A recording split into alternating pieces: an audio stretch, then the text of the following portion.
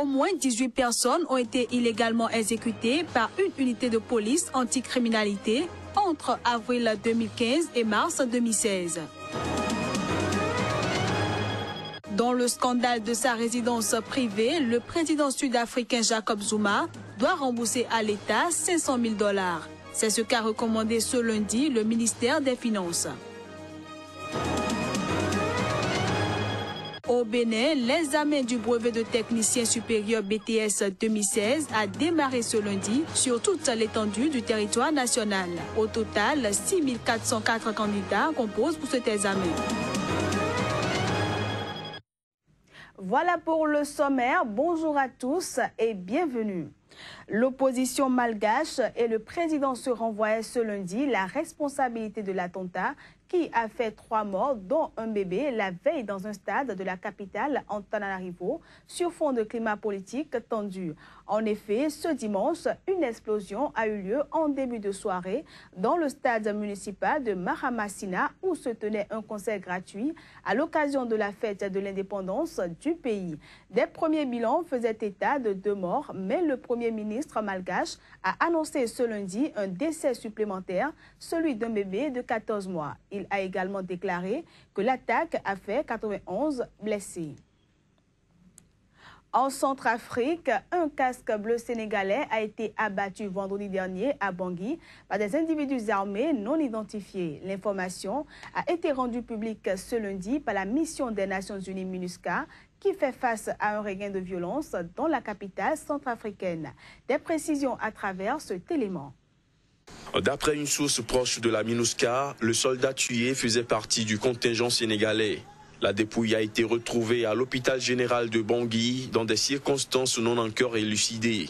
Une enquête a été immédiatement ouverte par la mission de paix qui qualifie cet acte d'ignoble et injustifié.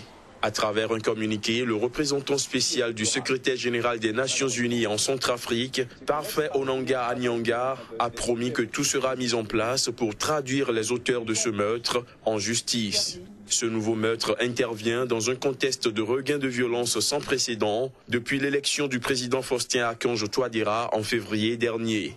En avril, un casque bleu marocain de la MINUSCA avait été tué dans le sud-est de la Centrafrique, près de la République démocratique du Congo, dans une attaque attribuée à l'armée de résistance du Seigneur LRA, une guérilla ougandaise.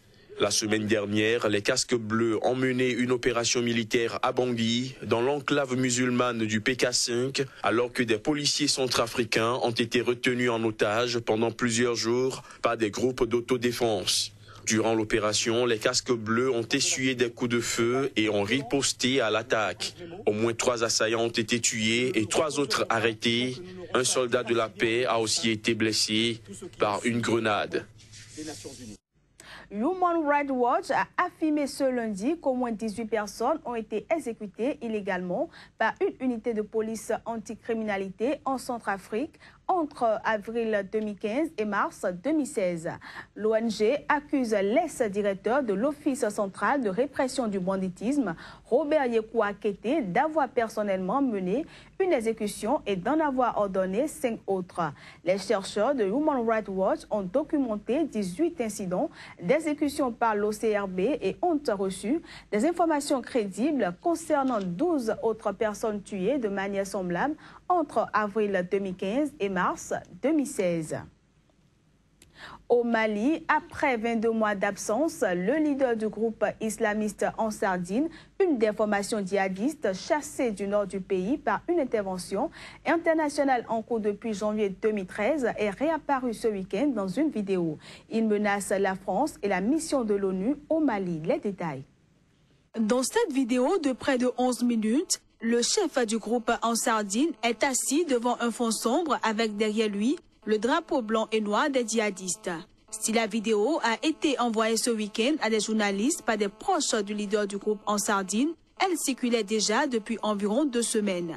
Elle a été enregistrée après la marche anti-forces étrangères organisée en avril dernier à Kidal. Dans son intervention, le leader du groupe Ansar Dine menace la France et la mission de l'ONU au Mali. Il les qualifie de force d'occupation. Il critique également le gouvernement malien pour avoir accepté cette présence sur son sol. Il faut dire que c'est sa première apparition depuis 22 mois et il veut montrer qu'il est en vie après des rumeurs sur sa mort ayant circulé ces derniers mois dans des médias locaux. Sa précédente vidéo en arabe avait été mise en ligne le 5 août 2014. La nouvelle vidéo n'est ni datée ni localisée. En Afrique du Sud, le président Jacob Zuma doit rembourser à l'État 500 000 $ dans le scandale de sa résidence privée, a recommandé ce lundi le ministère des Finances chargé par la justice de déterminer le montant de la somme due. Plus de détails dans ce reportage. C'est dans un document de 21 pages que le Trésor a détaillé le montant des travaux. Il estime également que Jacob Zuma devrait rembourser 87,94% des frais déboursés pour les 5 constructions en cause, dont la valeur s'élève à 500 000 $. Une somme que l'opposition juge sous-évaluée. Mais c'est à la Cour constitutionnelle qu'il revient d'approuver ou non le montant recommandé par le ministère des Finances. Une fois que le tribunal aura donné son accord, le président sud-africain disposera de 45 jours pour rembourser le montant fixé. Le parti de gauche radical des combattants pour la liberté a, lui, estimé que cette victoire ne pourra être consolidée qu'avec la destitution de Jacob Zuma par l'ANC. Un scénario qui n'est pas d'actualité, le président bénéficiant d'un fort soutien au sein de son parti et ce en dépit des appels à la démission. En avril dernier, Jacob Zuma a échappé à une procédure de destitution au Parlement. Mais la semaine précédente, il a de nouveau enregistré un revers suite à la décision de justice qui stipule qu'il pourrait de nouveau être poursuivi pour corruption dans une affaire de contrat d'armement. Après Dakar, Abidjan a accueilli la semaine dernière la 10e Assemblée générale de l'Union des gestionnaires d'aéroports d'Afrique du Centre et de l'Ouest. À Abidjan, les échanges ont porté sur l'impact des nouvelles technologies sur le développement des aéroports. Chris Paten-Assemian pour le point. Venus des aéroports d'Afrique centrale et de l'Ouest, des patrons d'aéroports issus de 18 pays africains participent à Abidjan aux travaux de la 10e Assemblée générale de l'UGACO, Union des gestionnaires d'aéroports de l'Afrique du Centre et de l'Ouest, placée sous le thème « Aéroports et nouvelles technologies ». C'est essentiellement ce qu'on appelle la biométrie, c'est-à-dire d'être capable, quand un passager va passer la police, au lieu, de montrer son passeport, de tourner 4 pages, de prendre du temps, le passager il arrive, on lit son passeport et en même temps, une caméra regarde si c'est bien la personne, la biométrie par le visage, mais également par les empreintes digitales, mais de manière extrêmement rapide. Nous faisons face à des menaces terroristes. Nous devons renforcer la sûreté et la sécurité au niveau de nos aéroports.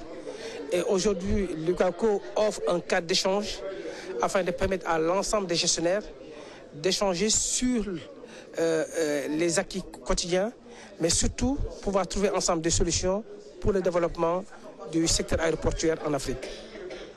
C'est à Abidjan qu'a été créée cette organisation à l'initiative des dirigeants de l'aéroport international Félix Houphouët-Boigny d'Abidjan à Iria en 1998. 18 ans après, le retour sur les bords de la lagune Brié consacre les acquis obtenus par la Côte d'Ivoire après une décennie de turbulences, mais surtout représente une belle opportunité d'échange entre professionnels de l'aviation. Direction le Bénin où l'examen du brevet de technicien supérieur BTS 2016 a démarré ce lundi sur toute l'étendue du territoire national. Il a été lancé par la ministre de l'Enseignement supérieur et de la Recherche scientifique. Reportage. C'est au collège catholique Père-Pierre à Cotonou que la ministre Atanasso Marie-Odile a lancé le BTS édition 2016. Ils sont en tout 6 404 candidats à prendre part à cette composition sous les encouragements de la ministre de tutelle de cet examen. C'est des filières qui sont des filières professionnelles. Et ces types de formations sont encouragés par le gouvernement du président, parce que nous avons besoin de former des gens qui peuvent rentrer sur le marché du travail et non former des gens juste pour la forme. J'ai parcouru un peu les filières du BTS. Si les formations sont des formations de qualité, c'est des étudiants, des candidats à la fin de leur formation qui pourront être utilisés par le marché du travail. L'effectif des candidats prenant part au BTS de cette année est en baisse par rapport à celui de l'examen de l'année précédente qui comptait 6 708 candidats, soit 300 candidats de plus. Ces derniers sont répartis dans 12 centres de composition sur toute l'étendue du territoire national. En interactualité, après 6 années de brouille, l'Israël et la Turquie ont officialisé ce lundi la normalisation de leurs relations. Un rapprochement salué par l'ONU qui l'aperçoit tel un signal d'espoir pour le Moyen-Orient en crise. Précision à travers ce reportage. Trêve d'hostilité entre l'Israël et la Turquie ce lundi. Après plusieurs années de brouille, le retour inaugural des ambassadeurs dans les deux pays symbolisera la fin de la crise diplomatique qui durait depuis 2010. En annonçant les détails de l'accord, les dirigeants turcs et israéliens se sont félicités de cette normalisation entre les deux nations qui étaient de proches alliés jusque dans les années 2000.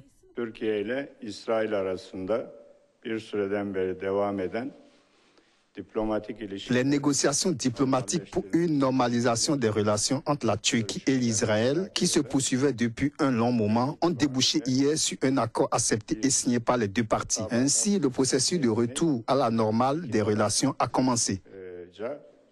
Uzlaşıldı, kararlaştırıldı ve parafe edildi. Nous n'avons pas signé un accord de cessez-le-feu. Ce que nous avons trouvé, c'est un accord de normalisation des relations entre la Turquie et l'Israël. Cette normalisation pourrait avoir des conséquences positives pour l'économie des deux pays, notamment l'Israël qui recherche des débouchés pour les réserves gazières qu'il va bientôt exploiter en Méditerranée. Les États-Unis se réjouissent également de cet accord et comptent par ailleurs sur les deux pays pour renforcer la lutte contre le groupe djihadiste État islamique. Pour finir, en France, des caméras thermiques seront utilisées lors du prochain Tour de France pour lutter contre la triche technologique. C'est ce qu'a annoncé ce lundi le secrétaire d'État au sport, Thierry Braillard. Ces caméras thermiques qui permettent de détecter un moteur dans un vélo ont été mises au point par le commissariat à l'énergie atomique, et ce, à la demande du gouvernement français. Je vous invite à suivre respectivement le directeur du Tour de France et le secrétaire d'État au sport. L'UCI a accepté, et je l'en remercie, que cette caméra soit quelque part sur le Tour de France, régulièrement pendant le Tour de France. C'est une vraie satisfaction. Nous, depuis des mois, nous avons dit on veut que tous les panels, toutes les possibilités de lutte soient utilisées. Les caméras thermiques en faisaient évidemment partie. Là, c'est pas n'importe quelle caméra thermique, c'est une caméra thermique estampillée par le commissariat à l'énergie atomique. Donc voilà, il y aura évidemment les contrôles à résonance magnétique prévus par l'UCI, et je crois qu'ils seront très nombreux, je le souhaite, je l'espère. Donc il y aura plusieurs systèmes mis en place pour faire en sorte que chacun soit vraiment incité à ne pas tricher. Entre les recherches magnétiques menées par l'UCI et aujourd'hui cette recherche thermique, je crois que là maintenant on peut se dire qu'il n'y aura pas de fraude technologique dans le Tour de France. Et c'est sur cette dernière information que nous mettons un terme à cette édition, que nous vous remercions d'avoir